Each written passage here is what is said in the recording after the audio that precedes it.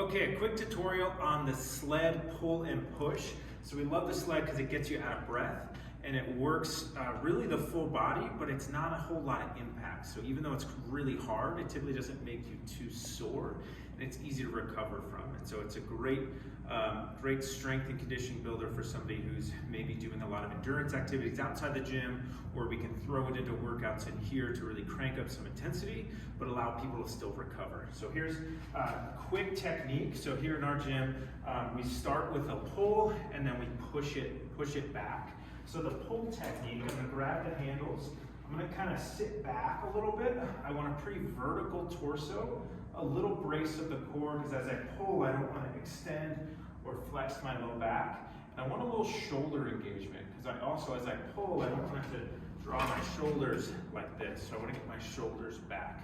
Once I'm there, I'm kind of locked in, then I'm just going to go through here. This can also be a great knee rehab drill because we're getting some good quad strength and knee control. So I typically want the feet pretty straight, knees about kind of 1 or 2 hand widths apart, but I don't want the knees coming in or kind of duck footed like that. So I'm here, I can add speed. Once you get it down, put the handles on, and then we're gonna push it. And so there's 2 different techniques to push. So the one I prefer for most people is a straight arm push here.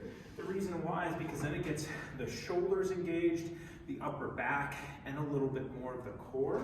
And so the technique there is obviously thumbs up. I'm gonna lock out. It's like I'm trying to really drive my arms through the sled. Nice flat back. I get, almost horizontal to the ground, and then I drive through. Again, I'm looking for fairly straight feet, coming up on the toe and just exploding through. Okay, just bring this back.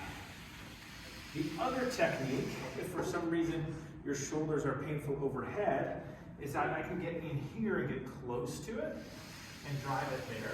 It's typically a little less core engagement and a little less upper body engagement, which is okay. But the main thing when we're here is I still want to have good form in my shoulders. So I want to pack my shoulder blades down and back. I don't want to be pushing in this kind of position here where I'm shrugging up to my neck, but shoulders down and back, kind of like the top of a row position. I lock that in and then I drive from there.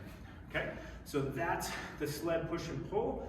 There's typically 2 ways we can also load it. We can load it, this for me is a fairly light load, and so I can get going pretty quick. But we can also, that's gonna get me much more out of breath as I do a couple laps. I could also load it heavier, and then that's gonna be much more of a strength emphasis, as I might have to go a fair bit slower and really work through the legs to get this thing moving. So you can go either way depending on what your goal is for the day. So that's how we like to use the sled here at Evolve. Give it a shot.